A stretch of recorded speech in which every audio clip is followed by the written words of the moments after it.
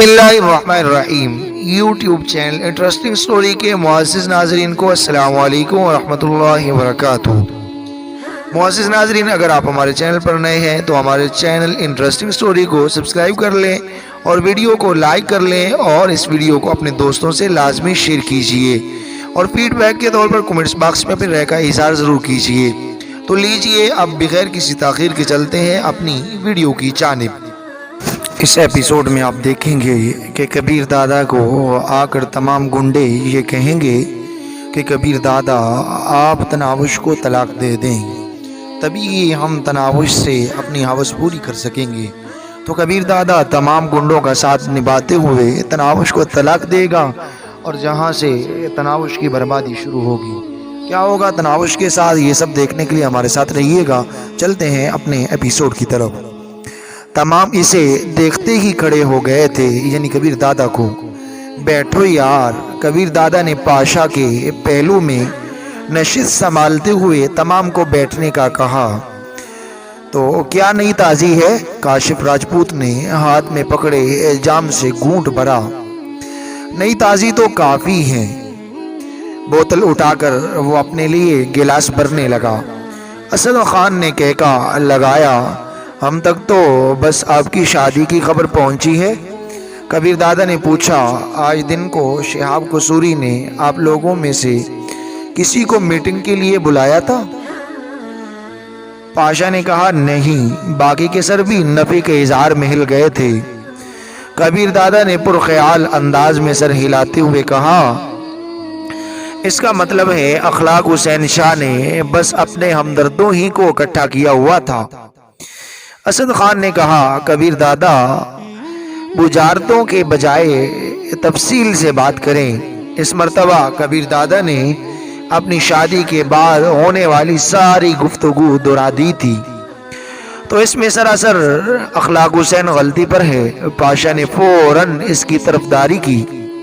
खैर, फिलहाल तो अखलाक हुसैन ने माजरत कर ली है, मगर मुझे इसके तायवर अच्छे नहीं लग रहे थे। मुझे शक है अखलाक हुसैन, एसपी ज़मीर, नकीब और नौशाद अफरीदी अंदर ही अंदर कोई खेल खेल रहे हैं और यही वजह है कि आज की मीटिंग में भी आप में से किसी को नहीं बुलाया गया था। एसपी ज़मीर ओडू आज मेरे पास आया था, कह रहा था कि कबीर दादा बगावत पर उतर आया है, हमें इसके खिलाफ मुत्तहिद होना पड़ेगा। फसीहुद्दीन ने इंकशाफ किया, मेरे पास नौशाद खान अफरीदी आया था और ऐसा ही कुछ कह रहा था। शेर खान ऑटो में सगार दबाकर लाइटर के शोले से सुलगाने लगा। असद खान ने कहा, नकीबुल्लाह जान के साथ मेरे काफ़ी अच्छे ताल्लुकात हैं और इसने मुझे ये सारी बातें इस अंदाज में सुनाई हैं जिसमें सरासर कबीर दादा की गलती नज़र आ रही थी। कबीर दादा ने काशिफ राजपूत और पाशा की तरफ सवालिया नज़रों से देखा, मगर दोनों ने नफ़ी में सर हिला दिया। कबीर दादा माना खेज लहजे में बोला, अगर मैं गलती पर था तो अखलाक हुसैन माजरत करने क्यों मेरे घर आया था? शेर खान बोला, नौशाद अफरीदी कह रहा था चूँकि वो लड़ाई झगड़ा नहीं चाहते, इसलिए हक पर होते हुए भी अखलाक हुसैन शाह को आपके पास जाना पड़ेगा। कबीर दादा सूरत हाल पर मुफस्सल रोशनी डालते हुए बोला, पहली बात तो ये है कि अगर आप में से किसी को मीटिंग में क्यों नहीं बुलाया गया, इसका साफ मतलब यही है कि जिनसे मेरे अच्छे ताल्लुकात हैं या जो किसी की भी तरफदारी नहीं करते, इन्हें ऐसी मीटिंग से दूर रखा जाए। दूसरा, अगर वो लड़ाई झगड़ा नहीं चाहते तो मेरी बीवी के बारे में ऐसी बकवास क्यों की? तीसरा, अपने ताल्लुक वाले लोगों से मिलकर मेरे खिलाफ जहर उगलने की क्या ज़रूरत पेश आ गई थी? अगर मैं गलती पर था तो तमाम को बुलाकर मेरी गलती को सामने लाया जाता। अब आप हमसे क्या चाहते हैं? पाशा मुस्तफसिर हुआ। वो कबीर दादा का शागिर्द और अच्छा दोस्त था। कबीर दादा ने जवाब दिया, मुझे भी किसी की तरफदारी तो चाहिए होगी। यूँ अकेला मैं तमाम का मुकाबला कर भी लूँ तो अपना ज़्यादा नुकसान करा बैठूँगा। فصیح الدین بولا مگر دھمکی آپ نے دی ہے کبیر دادا؟ کبیر دادا نے تھیکے لہجے میں پوچھا اگر کوئی کرن بابی کے متعلق ایسی بات کرے تو آپ کا جواب کیا ہوگا؟ فصیح الدین صاف گوئی سے بولا مگر ان تمام کو لگتا ہے کہ وہ لڑکی آپ کی بیوی نہیں رکھیل ہے، اور ایسی لڑکی کے لیے کسی گینگ کے سربراہ پر ہاتھ اٹھانا غلط ہے۔ کبیر دادا تھیکے لہجے میں بولا آپ کو صرف ایس پی ہی ملا ہے، وہ تمام کی نمائندگی کیسے کر سکتا ہے؟ فصیح الدین بغیر لگی لپٹی بولا اس کا کہنا ہے شہاب قصوری کے سامنے آپ اعتراف کر چکے ہیں کہ یہ لڑکی صرف چند دن کی مہمان ہے، اور یہ کہ چونکہ آپ کی آغوش میں آنے کے لیے اس نے نکاح کی شرط پیش کی، یہ تبھی آپ نکاح پر راضی ہو گئے، اور اس نکاح کا مقصد بس اس کا عارضی اصول ہے۔ کبیر دادا نے صفائی پیش کرتے ہوئے کہا وہ ایک مذاق تھا، شہاب صاحب نے مجھے نکاح کی بابت چھیڑا اور میں نے کہہ دیا کہ اگر کوئی لڑکی نکاح کے بعد ہی میرے پاس آنا چاہتی ہے تب مجھے چند بول پڑھوانے میں کیا حرج ہو سکتا ہے؟ اسد خان مستفسر ہوا کیا واقعی آپ اس لڑکی کے لیے سنجیدہ ہیں؟ کبیر دادا نے کہا اہمیت تعلق کی نوعیت کی ہوتی ہے نہ کہ طوالت کی، فی الحال وہ میری بیوی ہے اور میرے خیال میں اتنا کافی ہے، باقی آپ میں سے جس کی شادی ہو گئی ہے ان سے کسی نے یہ تصدیق نہیں چاہی ہوگی کہ وہ کب تک بیوی کو اپنے پاس رکھیں گی۔ میں بھی کسی کو یہ اجازت نہیں دے سکتا کہ میری خان کی زندگی زیر باس لائے، اور اس کے بعد وہ لڑکی جب تک میرے گھر میں ہے اگر اس کے بارے کسی نے غلط لفظ منہ سے نکالا تو مجھ سے کوئی اچھی امید نہ رکھے۔ شاید آپ دھمکی دے رہے ہیں، فصیح الدین غمگین لہجے میں پوچھنے لگا۔ کبیر دادا نے اطمینان بھرے لہجے میں کہا بھلائی کی بات کی ہے، اس لیے اسے نصیحت یا مشورہ سمجھیں گے تو غصہ نہیں آئے گا۔ انداز تو نصیحت والا نہیں ہے۔ شیر خان کو بھی کبیر دادا کی بات اچھی نہیں لگی تھی۔ شیر خان آپ نے سمینہ بیگم کے لیے 4 آدمیوں کی عدم آباد کی ٹکٹ کاٹی تھی، حالانکہ وہ اس وقت تک آپ کی کچھ بھی نہیں لگتی تھی، اور یہ نہ کہنا کہ مجھے اس پر اعتراض ہے۔ میرا گلہ صرف یہ کہ میں جس لڑکی سے نکاح پڑھوا چکا ہوں اس کے لیے کیوں ایسا نہیں کر سکتا؟ کبیر دادا نے افسوس ظاہر کیا۔ کبیر دادا آپ اس لڑکی کے لیے 4 افراد کو قتل کر چکے ہیں اور ہمیں اس پر اعتراض بھی نہیں ہے۔ ہمیں تو یہ شکوہ ہے کہ آپ نے ایک گینگ کے سربراہ کو تشدد کا نشانہ بنایا ہے۔ اب وہ بدلہ لینے کے لیے آپ کے خلاف کوئی کارروائی کرے گا تو یقیناً لڑائی چھڑ جائے گی، اور ایسی لڑائی میں نقصان کس کا ہوگا؟ فصیح الدین ایک لمحے کے لیے رکا اور پھر تمام پر سرسری نگاہ دوڑاتے ہوئے بولا ہم سب کا، اور ہم آپ کو یہی بات سمجھانے کی کوشش کر رہے ہیں۔ کبیر دادا اس کی دلیل سے متفق نہیں تھا تو اس بارے اخلاق حسین کو بھی سوچنا چاہیے تھا۔ اسد خان بولا اس نے غلط کیا ہے مگر آپ کو نقصان پہنچانے کی کوشش نہیں کی، آپ بھی اس کی کسی منظور نظر کو اٹھا لیتے۔ کبیر دادا نے تنزیہ لہجے میں کہا اس کی بیٹی بھی جوان ہے۔ کبیر دادا آپ اس کی عزت اچھال رہے ہیں۔ فصیح الدین معترض ہوا تو میری کوئی عزت نہیں ہے؟ ایک MNA اور گینگ کے سربراہ کی بیٹی اور ایک بازاری لڑکی کے درمیان فرق تو آپ جانتے ہوں گے۔ فصیح الدین تمہیں شاید معلوم نہیں کہ وہ بازاری نہیں خاندانی لڑکی ہے، اور یقیناً اخلاق حسین کی بیٹی سے کئی گنا عزت دار، شریف اور باکردار ہے۔ یہی وجہ ہے کہ وہ میری منکوحہ بن کر ہی میری خوابگاہ میں داخل ہوئی ہے۔ تو تمہیں سمجھا اس لیے رہا ہوں کہ میرے مہمان بن کر بیٹھے ہو، اور تم اس لیے کہہ رہا ہوں کہ آپ کا لفظ تم جیسوں کے ساتھ لگانا مناسب نہیں لگتا۔ فصیح الدین ہاتھ میں تاما گلاس میز پر رکھتے ہوئے کھڑا ہو گیا۔ شکریہ، اور اب ایسی جگہ بات ہوگی جہاں تمہارے پاس یہ بہانہ نہ ہو کہ میں تمہارے گھر میں بیٹھا ہوں۔ آپ لوگ تو لڑنے لگے۔ فصیح الدین صاحب پلیز بیٹھیں، کاشف راجپوت نے بات سنبھالنے کی کوشش کی۔ راجپوت صاحب، اب ہم کسی کو شمشیر دادا بننے کی اجازت نہیں دیں گے۔ کل شہاب قصوری کے ہاں اس مسئلے پر تفصیلی بات چیت ہوگی، اور جو غلطی پر ہوا اسے معافی مانگنا پڑے گی یا نتیجہ بھگتنا پڑے گا۔ یہ کہہ کر وہ لمبے قدم رکھتا ہوا باہر نکل گیا۔ شاید ہمیں بھی چلنا چاہیے، اسد خان نے خیال ظاہر کیا۔ میرا بھی یہی خیال ہے، شیر خان نے اس کی تائید کی تھی۔ کیا میں نے غلط بات کی ہے؟ کبیر دادا اسد خان اور شیر خان کی طرف متوجہ ہوا۔ اسد خان نے کہا، اگر بات غلط نہیں بھی تھی تو انداز ضرور غلط تھا۔ آنے کے لیے شکریہ۔ کبیر دادا نے کھڑے ہو کر دونوں سے مصافحہ کیا۔ وہ دونوں بھی وہاں سے نکل گئے، البتہ کاشف راجپوت اور پاشا وہیں بیٹھے رہے۔ ان کے جاتے ہی پاشا نے کہا، اگر تپڑ کی امان پاؤں تو ایک بات کہوں کبیر دادا۔ وہ کبیر دادا سے کافی بے تکلف تھا۔ کبیر دادا کی اجازت ہی سے اس نے علیحدہ گینگ بنایا تھا۔ کبیر دادا نے منہ بنایا، ایک تم ہی رہ گئے ہو، کہہ لو۔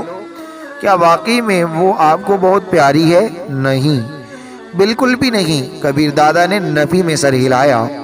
اگر اخلاق حسین نے بغیرتی نہ کی ہوتی تو شاید آنے والی صبح اسے ہمیشہ ہمیشہ کے لیے واپس بھیج دیتا۔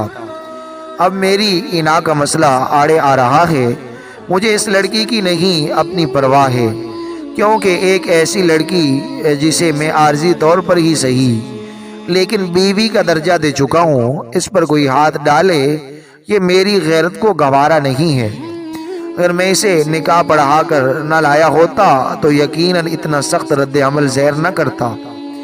پاشا بغیر لگی لپٹی بولا، آپ خود کو دھوکہ دے رہے ہیں یا ہمیں؟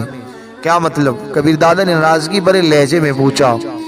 کبیر دادا، میں علیحدہ گینگ ضرور بنا لیا ہے میں نے، مگر کوشش کے باوجود آپ سے علیحدہ نہیں ہو پایا۔ میں ہر دوسرے دن آپ کے محافظوں سے تفصیلی بات چیت کرتا ہوں، آپ کے بارے مکمل معلومات لیتا ہوں، اور آپ کے محافظ بھی جانتے ہیں کہ میں کیوں آپ سے باخبر رہنا چاہتا ہوں، اس لیے وہ کوئی بات نہیں چھپاتے۔ اور آپ نے کل جس کیفیت کے تحت یہ ساری کارروائی کی ہے، اس سے ان سطحی ذہنیت کے محافظوں نے بھی اندازہ لگا لیا تھا کہ آپ اپنے حواسوں میں نہیں تھے۔ آپ کو اس حالت میں انہوں نے پہلے کبھی نہیں دیکھا۔ ان کے نزدیک آپ لڑکی کو بہت زیادہ اہمیت دے رہے ہیں، اور یہ سچ ہے تو میں گزارش کروں گا کہ واپس لوٹ آئیں۔ آپ کا مقام اور شخصیت اس بات سے میل نہیں کھاتی کہ ایک لڑکی کے لیے بدنام ہو جائیں۔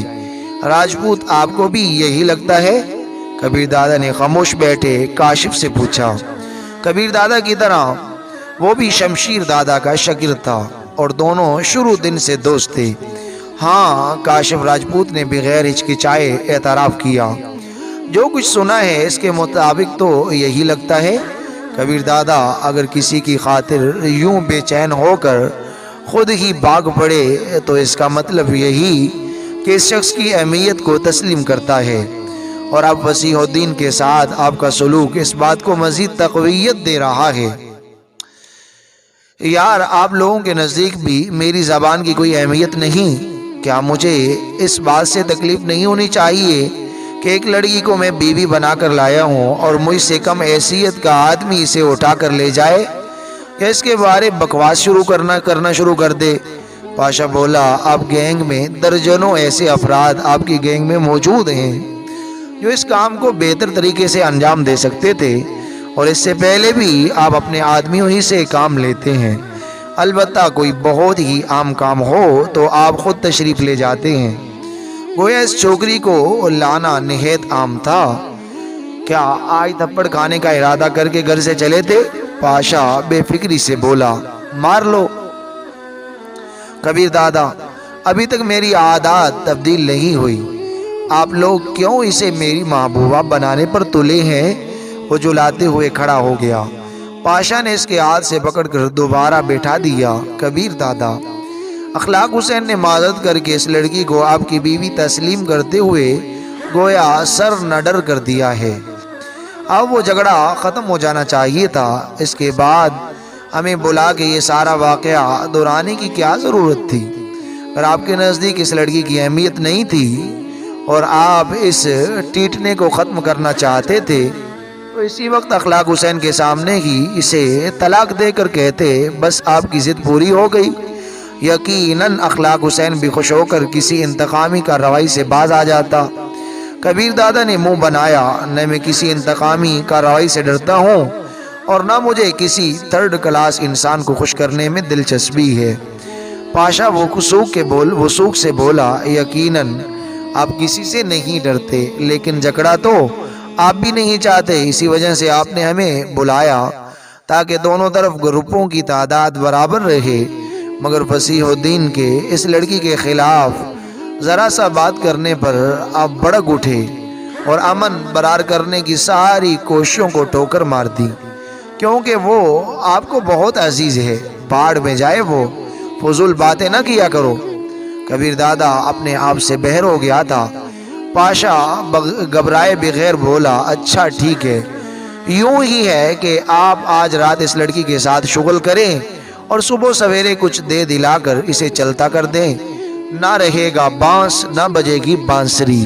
کبیر دادا پرخیال لہجے میں بولا، اخلاق حسین اسے تنگ کرے گا تو کرتا رہے۔ پاشا بے پرواہی سے بولا، آپ کی ذمہ داری دلاور شیخ تک محدود تھی، اسے پورے پاکستان کے مردوں سے بچانے کا ٹھیکہ آپ نے نہیں لے رکھا۔ آپ اس کے باڈی گارڈ نہیں، ایک گینگ کے سربراہ ہیں۔ خود کو اتنا ہلکا نہ کریں کہ ایک چھوکری کے لیے دوسروں کے ساتھ لڑائی جھگڑا مول لیتے رہیں۔ وہ بہت مظلوم ہے یار۔ کبیر دادا کا تھکا ہوا لہجہ ظاہر کر رہا تھا کہ اس کے پاس دلائل ختم ہو چکے ہیں۔ یقیناً وہ پاکستان میں اکیلی مظلوم نہیں ہے، بلکہ کئی مظلوم تو آپ کے ظلم کا نشانہ بن چکے ہوں گے۔ آپ امام مسجد یا تبلیغی جماعت کے مبلغ نہیں ہیں، ایک گینگسٹر ہیں۔ کبیر علی خان نہیں، کبیر دادا ہیں، اور دادا کا لفظ آپ کی عمر نہیں عہدے کو ظاہر کر رہا ہے۔ ٹھیک ہے یار، دماغ خراب نہ کرو، صبح اسے بھیج دوں گا۔ وہ اپنے لیے دوسرا گلاس بھرنے لگا۔ کاشف راجپوت اور پاشا کے ہونٹوں پر مسکراہٹ نمودار ہو گئی تھی۔ کاشف نے کہا، اب ہمیں بھی اجازت دیں، چند ضروری کام نپٹانے ہیں۔